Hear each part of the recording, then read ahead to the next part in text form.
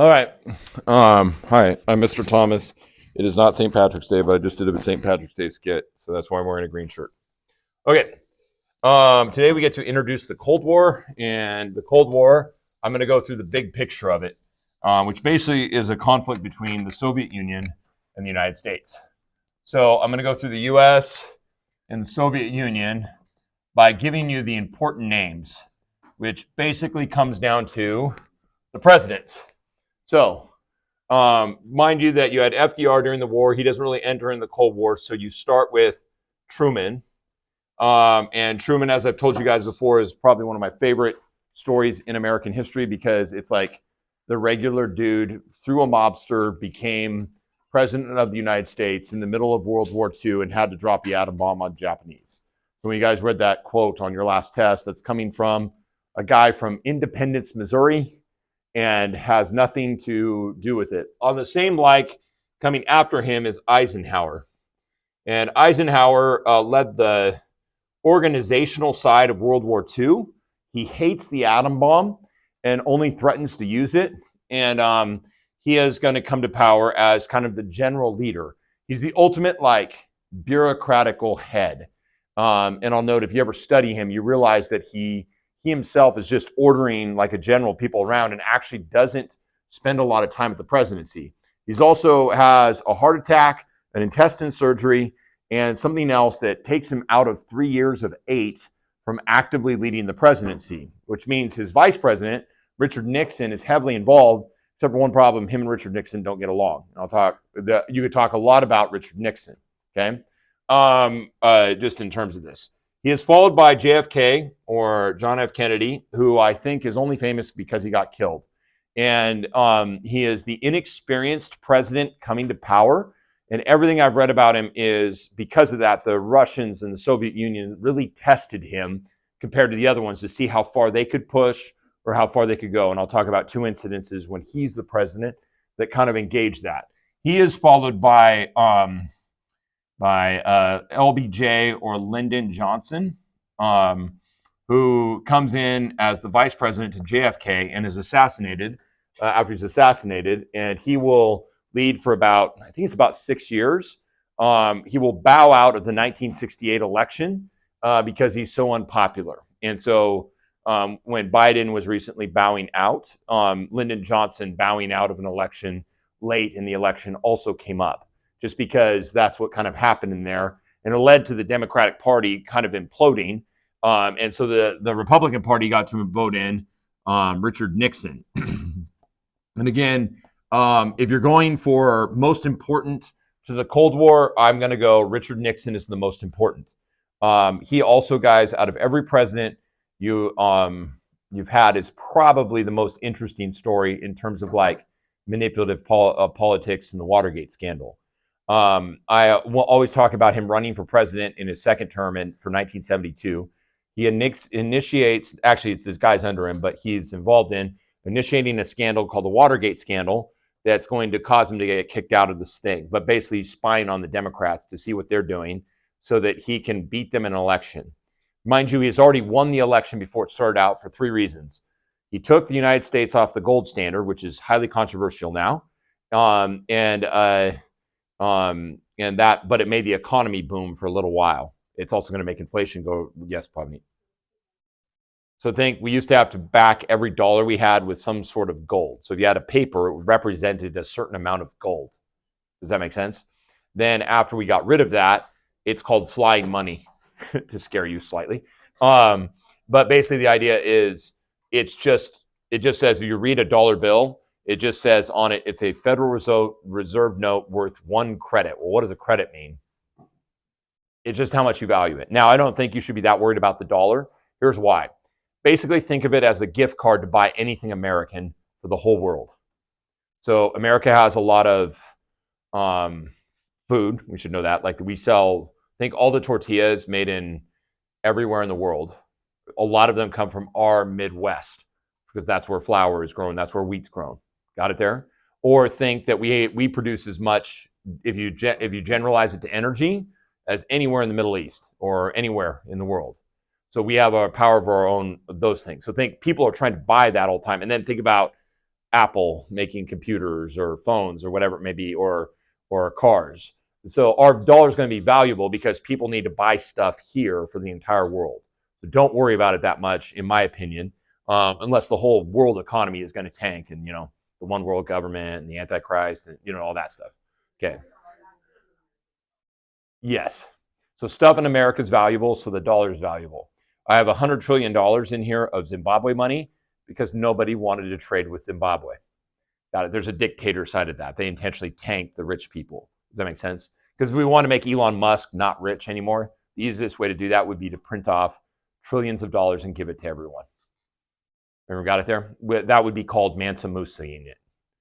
Got it? Everyone kind of picture it there? You can picture just what happened there? Got it. Okay. Richard Nixon, I said he did two things. He made the economy good for a little while because he took us off the gold standard. The other thing he did is he made a deal with China. And so I'm going to put this right here right away.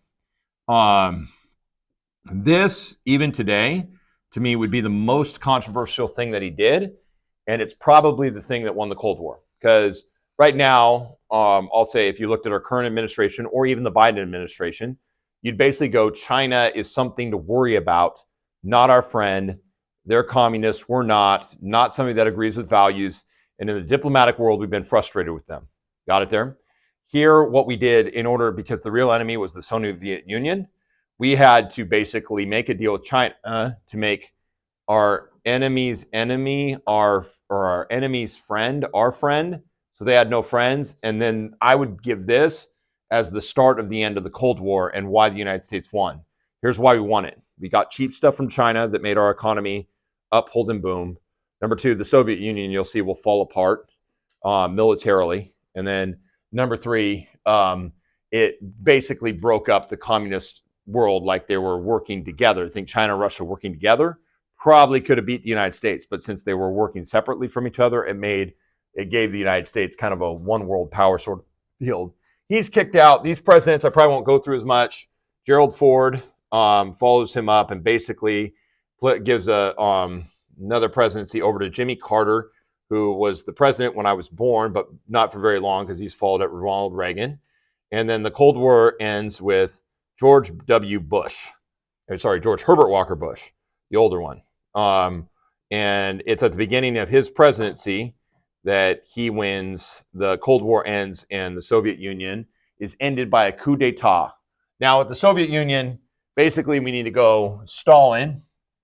Stalin dies early on in Eisenhower's presidency, and then that's going to lead to Khrushchev. Okay, and Khrushchev is a reformer, and his reforms are called de-Stalinization.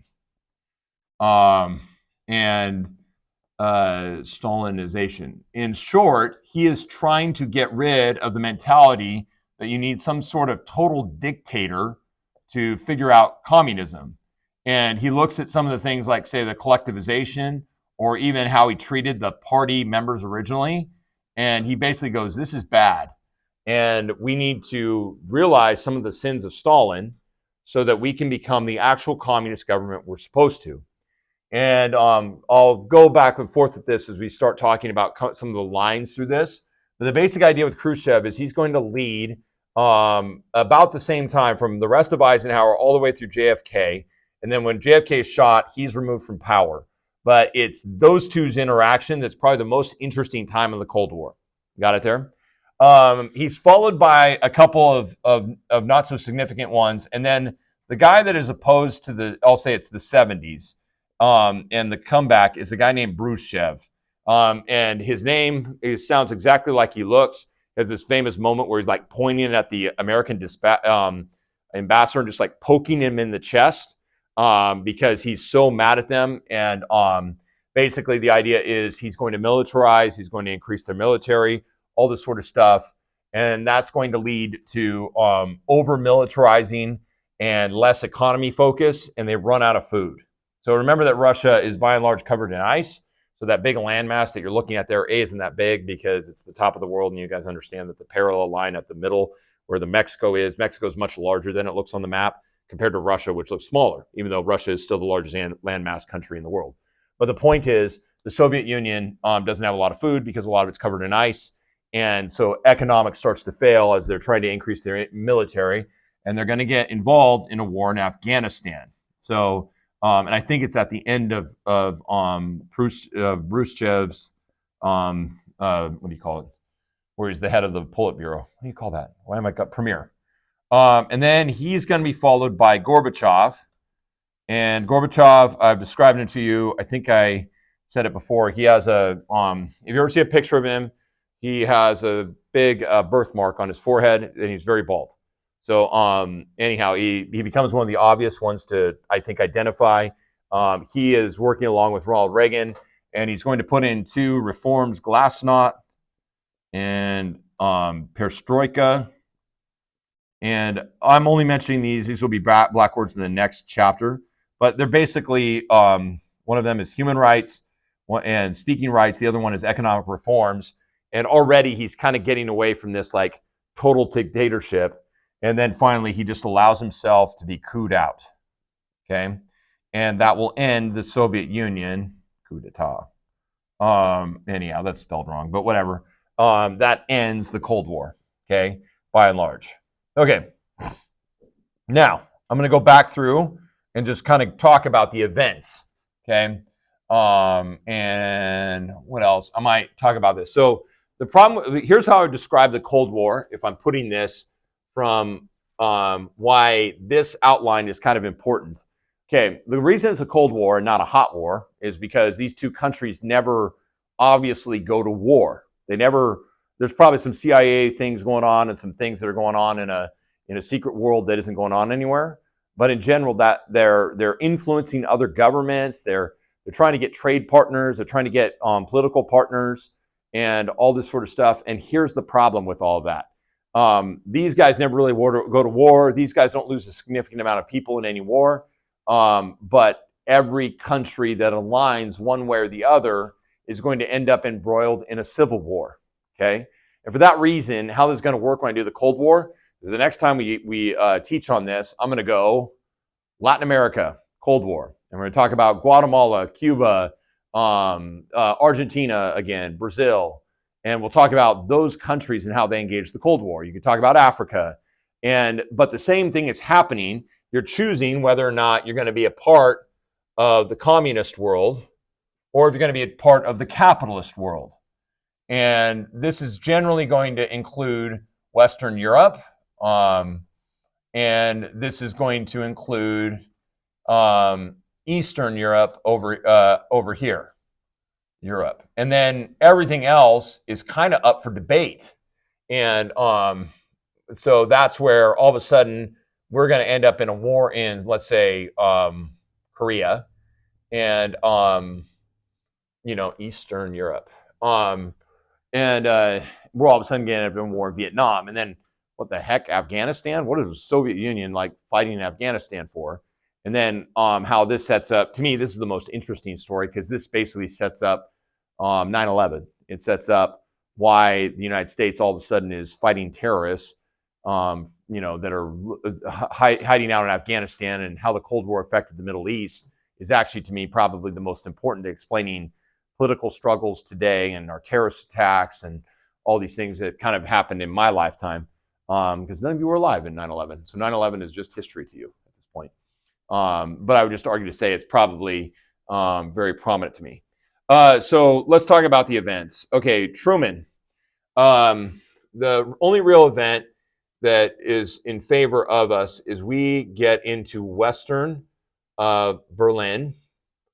And again, this is going to be called the Berlin crisis, but basically one general realizes we need to get in Berlin so we can have control of the government.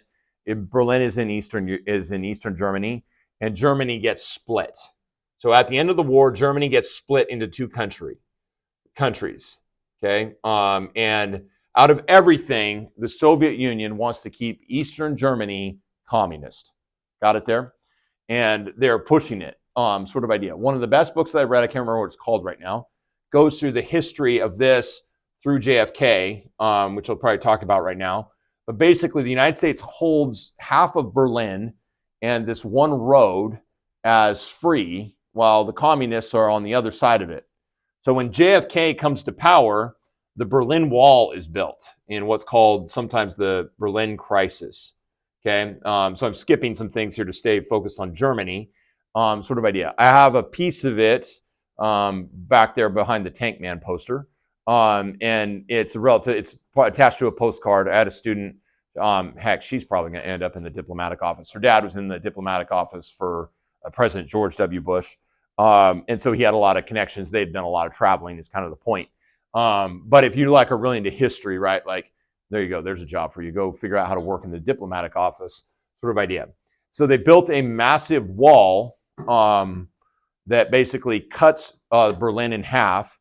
Then there was a no man's land that was outside of Berlin that like might have mines set up. So if people are trying to escape Eastern Berlin for Western Europe, Western Germany, they might get blown up.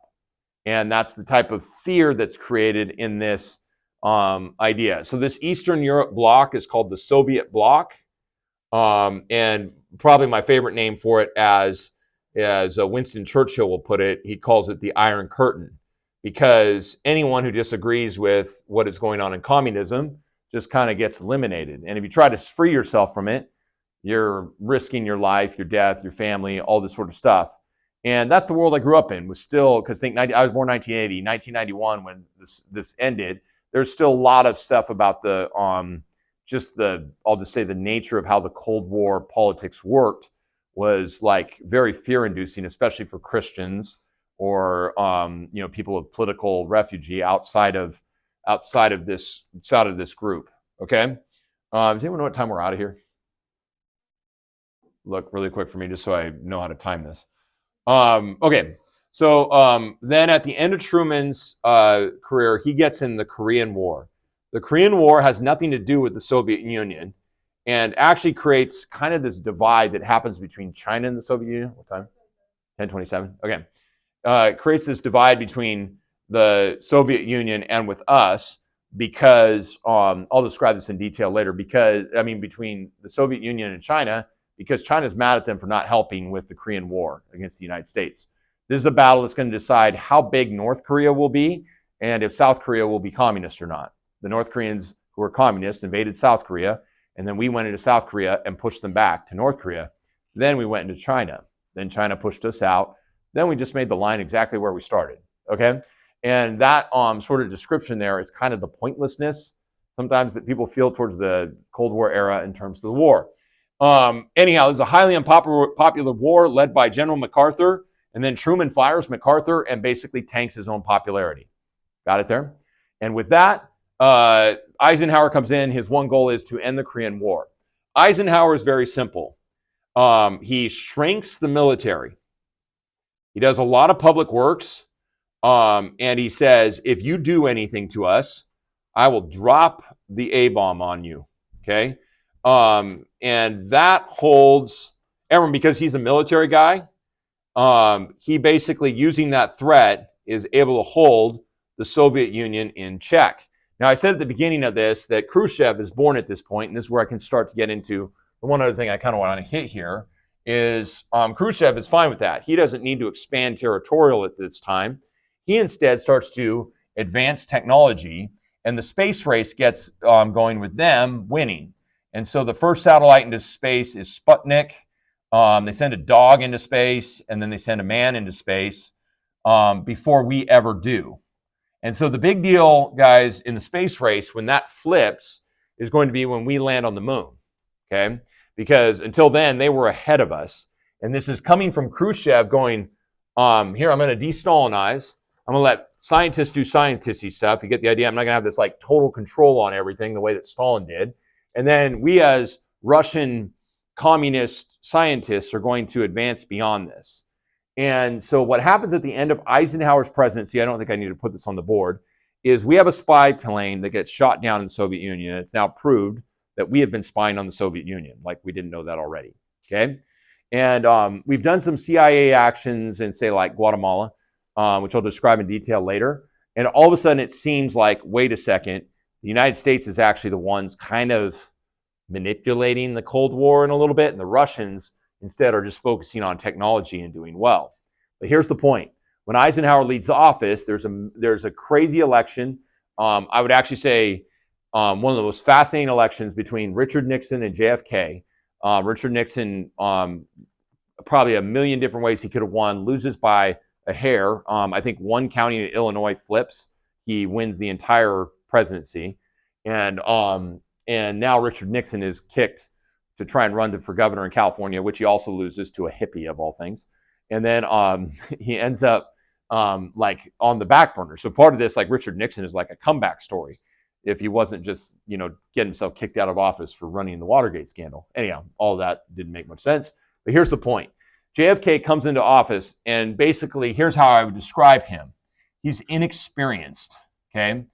And for whatever else you think of JFK, this is my second least favorite president, next to Woodrow Wilson, whom I hate. Okay, the basic point when you guys think about JFK is this. He is absolutely a rich guy's son. He fought in World War II and had to save his own boat that he almost sunk. He's very sickly. And one of the things about reading a biography about him is you read about his medical history, and it's just long and painful and boring. And he's taking all sorts of amphetamines, for lack of a better term, you can look it up, to keep himself like going. I don't think he would have lived very long if he hadn't gotten shot. But here's the point. He's young. He's never been done much with diplomacy, except his dad, who earned money by short selling the stock market crash in 1929. Does everyone know what I just said there? He basically worked the system as the crash came down in there and made money while everyone else lost in the Depression. Got it there?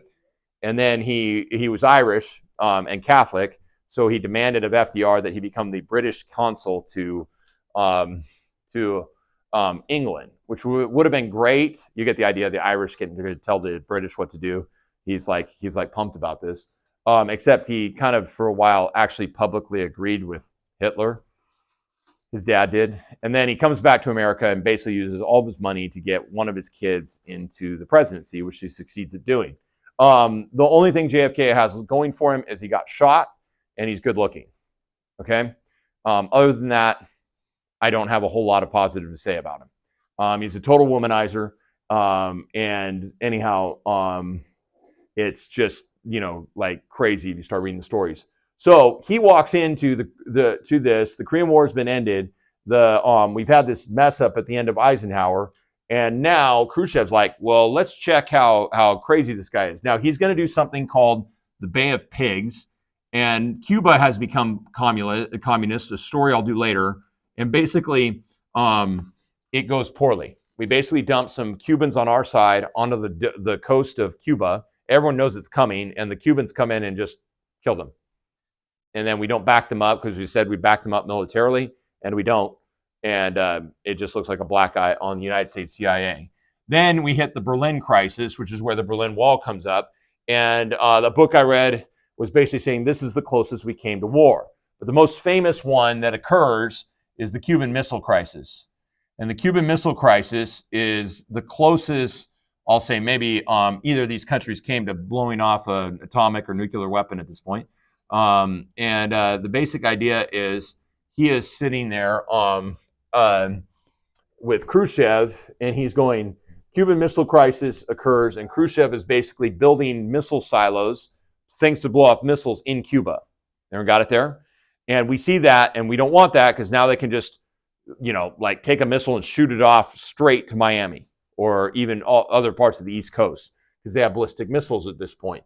And so Khrushchev is sitting there going, we're going to build this. And then he's like going, wait, you have the same system but set up in Turkey. Okay. So one of the things to just background here, Turkey and us become allies because Turkey doesn't want to lose its nationalistic country. And we don't want them becoming communist. So what do? We back whoever's in there. Got it? Now, this has led to something where, fascinating to me in history, the United States, I don't know if it's the case anymore, but for a long period of time would not recognize the Armenian genocide as a genocide. Got it there? Because in the Cold War, we're backing Turkey because they have our missile silos located in there that are aimed right at Moscow. Everyone got it there? So basically, at some point in the middle of this Cuban Missile Crisis, which basically was our Navy going out and blockading Cuba to make sure the Soviet Union couldn't get there, and everyone holding their breath like there's going to be a nuclear war, an atomic war, we're going to get bombed at any point. It ended with these guys call each other. JFK, Khrushchev goes, get your missile silos out of Turkey. I'll get my missile silos out of Cuba. And JFK is like, all right. They hang up the phone. We never take our missile silos out of Turkey, and they take theirs out of Cuba. And we got it there. And JFK, part of the reason that occurs, or maybe never happens, is JFK is assassinated months later. And we got it there. And you can add that to your 150 conspiracy theories on why JFK was assassinated. Got it? So, when he's assassinated in Texas, and then Lyndon Johnson takes over. Lyndon Johnson is a lifetime senator that is probably the best senator in terms of passing laws and stuff. He's probably the closest we get to a socialist. And he is also he puts in the war against hunger in America. He's all about handouts. He's all about giving stuff away. And so I just say that to you guys there because one of the things that happened at the end of JFK's presidency is he sends some people over as a police action to Vietnam. And North Vietnam, Ho Chi Minh, has invaded South Vietnam and is trying to turn it communist. But Vietnam sees themselves, much like Korea, as a government that gets along there, and we basically get stuck there. There's no Vietnam. There's my problem. We get stuck there. Everyone got it there? And we have no good answer on how to get out of there, and nobody can win it. And so then Vietnam goes all the way through over half of Nixon's presidency, all the way from JFK. It lasts 11 years. And we don't have soldiers fighting an outright war. We're trying to just keep it so South Vietnam does not become communist. Got it there? And in that process, we're spending a lot of money, a lot of energy. A lot of guys are losing their lives. If you go to Washington, D.C., I assume you've gone to the name list of the Vietnam Wall Memorial. And that war is seen as relatively pointless, and we're just basically keeping the inevitable from occurring. And at this point, we're also struggling with China because Vietnam and Korea are closer to China, and we're trying to keep China from expanding closer and closer to that as we were going on. Everyone kind of picture it there. And so this is what Lyndon Johnson becomes very unpopular because he's good at fighting hunger. He actually passes the Civil Rights Bill, depending on how you see Social Security or something. Anyhow, usually in our Republican context here, and here, Lyndon Johnson would be seen as inappropriate. He's a Democrat. He's not. Most Emmanuel people would not approve of what he's doing domestically. But it's Vietnam that just undoes him. He has no quagmire, no way out of it. And basically, in 1968. He quits even trying to run for the presidency. There's a whole set of hippies that are fighting this. And there's a lot of protests that are going on. This is the era of the protest. They're basically saying, watch out, Vietnam, too many people are dying. We need to end the war, get rid of the bombs, all this sort of stuff. Lyndon Johnson bows out. And then if you know the story, basically they're running against Bobby Kennedy. This guy's brother starts running, and he is assassinated in California, and I believe his killer, I don't know if he might have gotten released. Actually, he's probably old enough at this point because it's like 1968. The 1968 is the worst year in American history, or arguably, and that's because that's the year Martin Luther King's assassinated. Lyndon Johnson bows out of the presidency. The Democratic National Convention turns into a Chicago firestorm sort of idea, and Bobby Kennedy is killed. So just think you had major player quit and those sorts of things. Meanwhile, we're still not landing on the moon. 1969 is when we landed on the moon.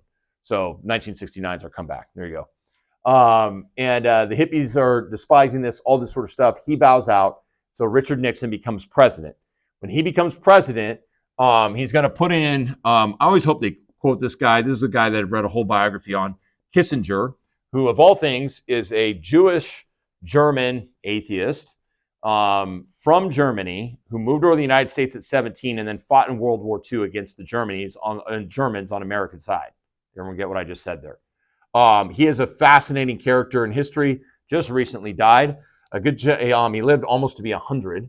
Anyhow, and he is going to negotiate with Nixon a whole new set of Cold War deal, and he calls it detente. Detente is basically going to say we need to start working with these guys, and they start working on ending missile programs. So the SALT negotiations, don't ask me what that stands for. Something about missiles, getting things. They're trying to figure out how to end having expansion of nuclear and atomic weapons that are going on there. But as I said, the big deal with Kissinger is he's going to end Vietnam, even though it doesn't succeed. Before Nixon ends Vietnam, he tries to bomb Cambodia to get rid of the Viet Cong, who are like think they're fighting guerrilla style in this other country, Cambodia. And so we're trying to get rid of the Viet Cong, and then we bomb another country that gets involved. One of the reasons, guys, in Fresno, why you see the Hmong community, a lot of Cambodians, a lot of Laotians, is those are the folks that fought on our side of the Vietnam War. And then through UN action after getting kicked out, then they're going to get there. So at the end of 1972, as he's running for president, Nixon goes to China, Kissinger arranged it, and he makes a deal. How many of you have seen Forrest Gump? Okay, 2. Forrest Gump has some scenes you should skip, but yes, you should watch it. And does a pretty good job of getting this era of history like down, especially American history. One of the scenes is he gets sent over to Vietnam, to China to play a ping pong match. And he goes to China and he's playing ping pong in China. And then he comes back and he writes Imagine by John Lennon. Never mind. Okay. Here's the crazy thing about that. That seems like a scene from a historical fiction movie. In real life, what happened was a ping pong team got sent over to China to do a humanity missions, and a diplomat went with them, one of Kissinger's guys, and he is basically chasing down, trying to find the highest level Chinese official to say, Nixon wants to meet with Mao. Got it there? And then secretly, Mao and Nixon get together, and they make a deal that starts an economic tie between the United States and China that I'm going to argue ends the Cold War, because basically the next few years are not good economically, but that tie that lasts from Jimmy Carter, Ronald Reagan is going to see a boom in the economy, while the Soviet Union is going to trash. Because what did Bill Clinton say? It's the economy, stupid. It's the economy. All right, we'll finish that.